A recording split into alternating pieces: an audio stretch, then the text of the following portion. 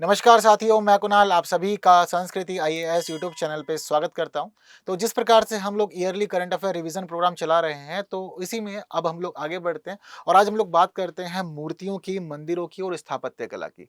तो important segment है art and culture का ये भी। तो आइए इससे जुड़े हुए जो खास प्रमुख स्थल रहे हैं वर्ष भर चर्चा में, आज हम लोग उनकी बात करने वाले हैं। तो आइए आगे बढ़ते हुए जानते समझते हैं क्लास में क्या क्या खास है आज। तो आज सबसे पहले हम लोग बात करने वाले हैं स्मारकों की केंद्रीय संरक्षित सूची के बारे में। बात करना क्यों है? क्योंकि दरअसल इस मामले में हमारा जो एएसआई है, जिसको हम लोग भारतीय पुरातत्व सर्वेक्षण कहते हैं, उसने ये निर्णय लिया है कि हमारे जो 24 लुप्त अप्राप्त स्थल हैं, ठीक है, जो हमारे 24 लुप्त या अप्राप्त स्थल जिनको कहा जाता है या स्मारक कहा जाता है, उसमें से 18 को सूची से हटाने का निर्णय लिया है। स्मारकों की केंद्रीय संरक्षित सूची से हटाने का निर्णय, यानी कि टोटल हमारे कुल लुप्त स्थल हैं, जिसमें से अब आईएसआई कह रहा है कि 18 स्थलों को हम केंद्रीय संरक्षित सूची से हटा देंगे। तो क्यों 18 स्थलों को स्मारकों की केंद्रीय संरक्षित सूची से हटाना चाह रहा है? और जिसमें कि वो पहले से ही लुप्त या अप्राप्त कंसीडर किए जा रहे हैं, मतलब उसके बावजूद आप संरक्षण का काम नहीं कर रहे हैं, संरक्षण की जगह आप हटा दे रहे हैं। तो ये सभी चीजें समझने जानने वाली है। तो देखिए, इसके पीछे का रीजन ये है कि दरअसल एएसआई ने कुछ समय पहले उन स्मारकों की सूची जारी की थी जो गायब या लुप्त हो चुके हैं। ठीक है, तो एएसआई ने पहले बताया था कि बहुत सारे स्थल ऐसे हैं जो गायब हो रहे हैं, नष्ट हो रहे हैं धीरे धीरे, तो आने वाले समय में जनरेशंस को हमारी वो देखने को नहीं मिलेंगे। तो जो लिस्ट जारी की थी, अब यहाँ पर एएसआई का ये मानना है कि उसमें से 18 स्थल ऐसे हैं जो अब राष्ट्रीय महत्व के नहीं रह गए हैं, क्योंकि उसमें अब कुछ भी देखने जानने समझने को बचा नहीं है, वो निपट चुके हैं पूरी तरह से। तो एएसआई कहना है कि अब ये 18 स्थल जो है ये राष्ट्रीय महत्व के नहीं है, इसी वजह से इनको स्मारकों की संरक्षित सूची से हटा दिया जाएगा। तो ये महत्वपूर्ण निर्णय लिया गया। साथ साथ यहाँ पर यह भी देखा गया है कि एएसआई ने यह कहा है कि इन स्मारकों की सटीक अवस्थिति और दशा का निर्धारण करना संभव भी नहीं हो पा रहा है इनकी स्थिति की वजह से, जिस प्रकार ये नष्ट हो चुके हैं।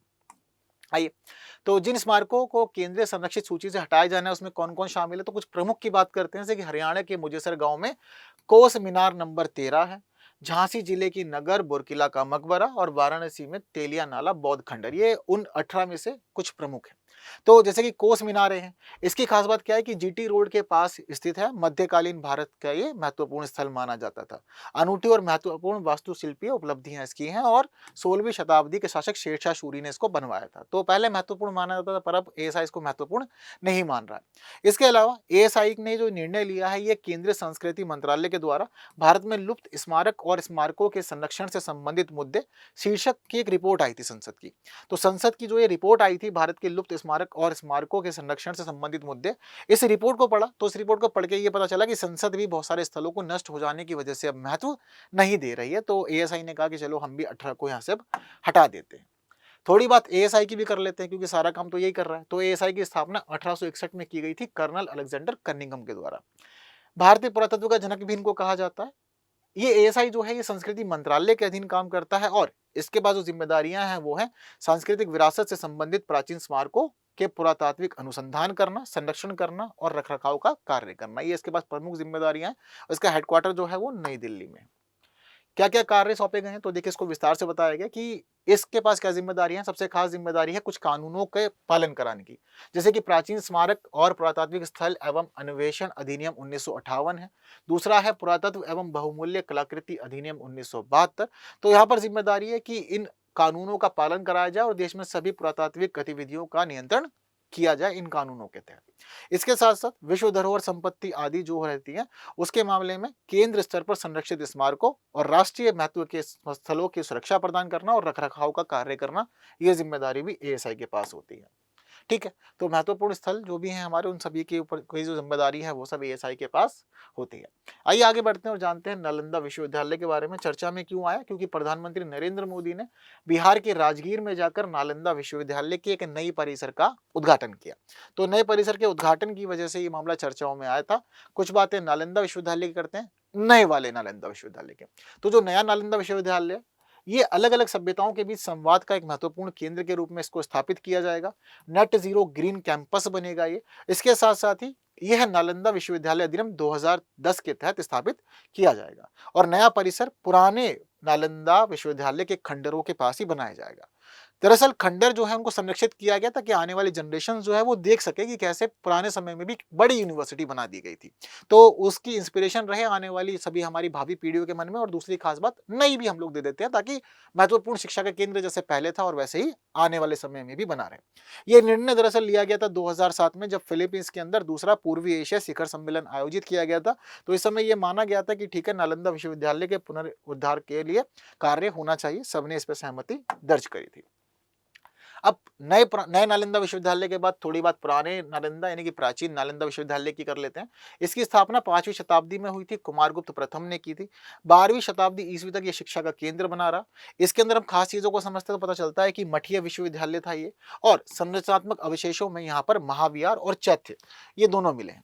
दरअसल दोनों ही बौद्ध धर्म के मामले में महत्वपूर्ण है। महाविहार जो होता है ये एक आवासीय और शैक्षणिक भवन होता था, जो चैत्य होता था ये उपासना स्थल होता था। तो दोनों के अवशेष ही मिले हैं हमें नालंदा विश्वविद्यालय में।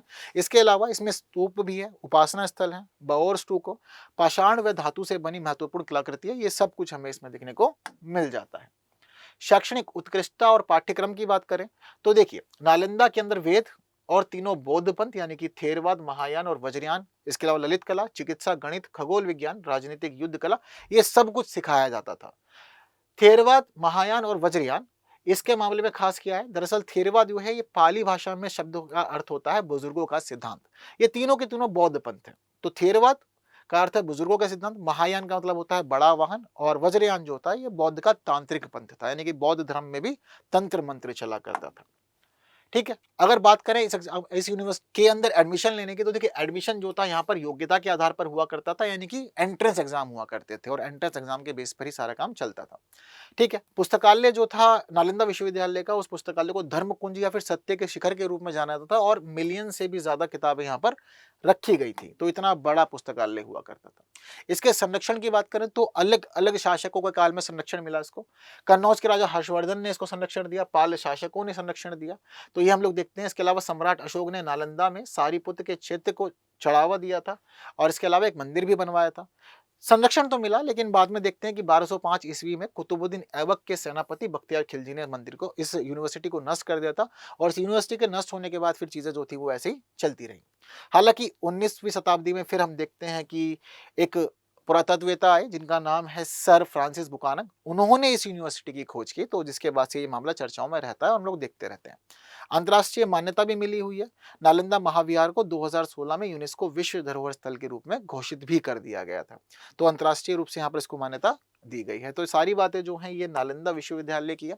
तो नालंदा विश्वविद्यालय की चीजों को समझने के साथ साथ जरूरी है कि थोड़ी सी बातें इसकी स्थापत्य संबंधी विशेषताओं की भी कर लें, क्योंकि कुछ भी पूछा जा सकता है।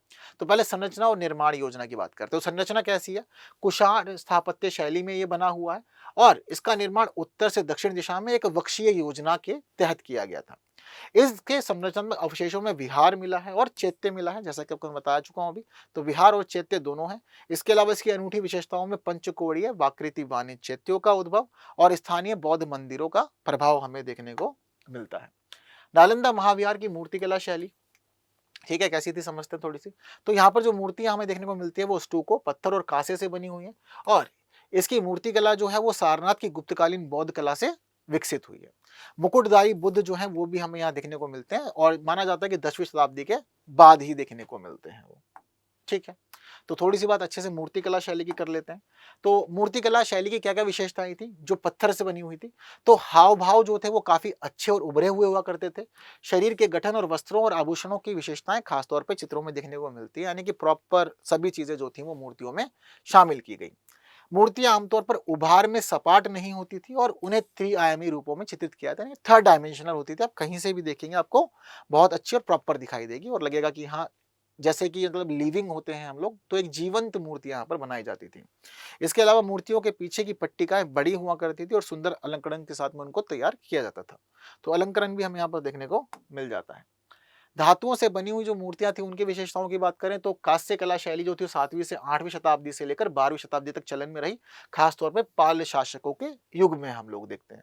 कांस्य निर्मित मूर्तियां जो थी वो शुरुआत में सारनाथ और मथुरा की गुप्तकालीन कला शैलियों पर अधिक निर्भर थी, बाद में फिर चीजें बदलने लगी। प्रारंभिक चरण में हम देखते हैं तो महायान पंथ के बौद्ध देवता बनते थे धातु में, जैसे कि मंजूश्री, कुमार, अवलोकितेश्वर। और उत्तरवर्ती चरण जो बात कर रहा उसमें वज्रयान शाखा से संबंधित देवता जैसे कि वज्र, शारदा, खरपर और इन सभी को तैयार किया जाता था। ठीक है, क्लियर है बात सारी। तो ये सारी बातें जो थी वो नालंदा विश्वविद्यालय की थी। नालंदा विश्वविद्यालय का हम लोग बढ़ते हैं आगे जगन्नाथ मंदिर की तरफ, कुछ बातें जगन्नाथ मंदिर की भी समझते हैं। तो देखिए, श्री जगन्नाथ मंदिर पुरी के पवित्र रत्न भंडार कक्ष का 46 साल बाद द्वार खोला गया। तो अब ये जो पवित्र रत्न भंडार कक्ष का द्वार खोला गया था, जिस वजह से मामला सारा चर्चाओं में आता है, और 46 साल अपने आप में काफी ज्यादा लंबा पीरियड भी हो जाता है। तो अब इसमें हमें क्या क्या समझना है, तो सबसे पहले बात करते हैं हम लोग श्री जगन्नाथ मंदिर की, जिसको व्हाइट पैगोडा के रूप में जाना जाता है। अब भगवान जगन्नाथ दरअसल कौन है? ये भगवान विष्णु का ही एक रूप है। और ये जो मंदिर है जगन्नाथ, श्री जगन्नाथ मंदिर, ये भगवान जगन्नाथ, उनकी बहन देवी सुभद्रा और बड़े भाई भगवान बलभद्र को समर्पित है। रत्न भंडार के अंदर त्रिदेवों के रत्न भी मिले हैं। ठीक, इस मंदिर का निर्माण 12वीं शताब्दी में पूर्वी गंग वंश के प्रथम शासक राजा अनंत वर्मन चौड़गंग देव ने करवाया था। 56 भोग चलते हैं यहाँ पर प्रसाद के रूप में, जिसको जीआई टैग भी मिला हुआ है। और मगाजी लड्डू उड़ीसा के ढेंकनाल जिले की प्रसिद्ध पारंपरिक मिठाई है यहाँ पे। तो ये खास विशेषता है। मंदिर जो है वो 4 भागों में बटा हुआ है। पहला और प्रमुख भाग है इसका गर्भगृह, जिसको कहा जाता है विमान या फिर देउल। ये मंदिर का विमान जो है नागर शैली में बना हुआ है। इसके अलावा विमान को शिखर के नाम से भी जाना जाता है। वक्राकार मीनार के सामान है ये पूरी तरह से।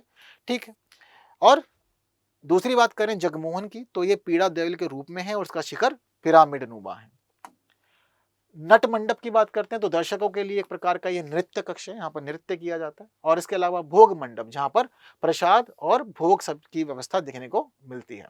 इसके अलावा जब मंदिर से बाहर निकलते हैं तो मंदिर की जो बाहरी दीवारें हैं, उन दीवारों पर भगवान विष्णु की आकृतियां बनी हुई हैं और एक दीवार पर 4-4 आकृति बना रखी है। तो ऐसी स्थिति में कुल 6 दीवारें हैं, जिससे यहाँ पर आकृतियों की संख्या 24 हो जाती है। तो कुल 24 रूप जो है वो भगवान विष्णु के यहाँ पर देखने को मिल जाते हैं। ठीक, इसके अलावा रत्न भंडार, जिसका गेट खोला गया, उसकी थोड़ी सी बात करते हैं। तो रत्न भंडार जो है वो जगमोहन के उत्तरी छोर पर बना हुआ है। जगमोहन मंदिर का सभा कक्ष कहलाता है। इसके 2 भाग हैं, एक है बाहरा कक्ष, ठीक है, या बाहरा भंडार कह लीजिए इसको, दूसरा है इसका भीतरी कक्ष या आंतरिक भंडार। ठीक है, तो ये यहाँ पर हमें देखने को 2 भाग मिल जाते हैं। क्लियर है बात सारी। चलिए थोड़ी सी बात हम लोग करते हैं विरूपाक्ष मंदिर की।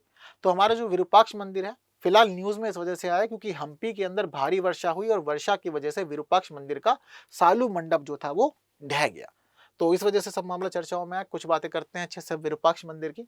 तो विरूपाक्ष मंदिर भगवान विरूपाक्ष या पंपापति को समर्पित है। अब विरूपाक्ष कौन है? दरअसल भगवान विरूपाक्ष जो है ये भगवान शिव का ही एक रूप है और इनकी पत्नी स्थानीय देवी पंपा है। देवी पंपा को माता पार्वती का अवतार माना जाता है। तो भगवान शिव का अवतार विरूपाक्ष और हम देखते हैं कि माता पार्वती का अवतार देवी पंपा। क्लियर बात सारी। यह मंदिर कहां पर है? हम्पी कर्नाटक में स्थित है और हम्पी विजयनगर साम्राज्य की राजधानी थी, जो 14वीं ईस्वी से 16वीं ईस्वी तक था। यह मंदिर हम्पी में स्मारकों के उस समूह का हिस्सा है जिसको यूनेस्को की विश्व धरोहर सूची में भी शामिल किया गया। द्रविड़ शैली में बना हुआ यह मंदिर है और इस मंदिर के अंदर मुख्य भागों में गोपुरम, विमान, जटिल नक्काशी, स्तंभ युक्त सभाकक्ष, ये सभी खास विशेषताएं हैं इसकी। मंदिर के इतिहास की बात करें तो विरूपाक्ष मंदिर का निर्माण कार्य जो था वो कई सदियों तक चलता रहा। पहला कार्य जो था वो 740 ईस्वी में चालुक्य रानी लोक महादेवी ने करवाया था। क्यों करवाया था? क्योंकि पति की विजय हुई थी युद्ध में, तो उसकी याद में ही इसको बनवा दिया गया था सबसे पहले। पर जिस रूप में आज देखते हैं ये उस रूप में नहीं था। तो धीरे धीरे अब काम इसका आगे बढ़ेगा। पल्लव, चालुक्य, होयसल, चोल सभी इसमें अपना अपना योगदान देंगे, कुछ ना कुछ बनवाने लगेंगे। लेकिन सर्वाधिक विस्तार हम देखते हैं विजयनगर शासकों के काल में होता है। ठीक है, और विजयनगर शासकों में भी अगर हम समझे तो पता चलता है कि संगम वंश के शासकों ने मंदिर को प्रमुख धार्मिक स्थल के रूप में मान्यता दिलवाई, लेकिन तुलुप वंश के शासकों ने मंदिर का सबसे ज्यादा विस्तार किया। तो मान्यता जो थी वो संगम वंश में मिली थी मंदिर को, तुलुप वंश में सबसे अधिक विस्तार का कार्य हुआ था। तो विजयनगर साम्राज्य में सबसे अधिक कार्य हुआ इसको लेकर के।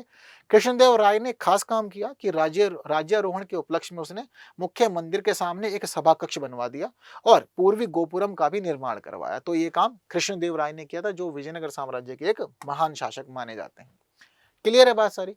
तो बस आज की क्लास में इतनी बात करनी है, बाकी बातें अभी बहुत सारी अधूरी है जिसको हम लोग धीरे-धीरे रेगुलर क्लासेस में करेंगे और पढ़ते, जानते, समझते हुए ऐसे ही आगे बढ़ते रहेंगे। लेकिन फिलहाल ये क्लास इंटरेस्टिंग लगी है, कुछ नया सीखा जाना है वर्ष भर के इस करंट अफेयर की क्लास से, तो बिल्कुल इस वीडियो को शेयर करते हुए नहीं रुकना है। जिन्होंने लाइक नहीं किया, लाइक भी कर दीजिएगा। बाकी की बातें करेंगे हमारी आने वाली क्लासेस में कुछ नए विषयों के साथ। तब तक के लिए दीजिए मुझे विदा। Thank you so much.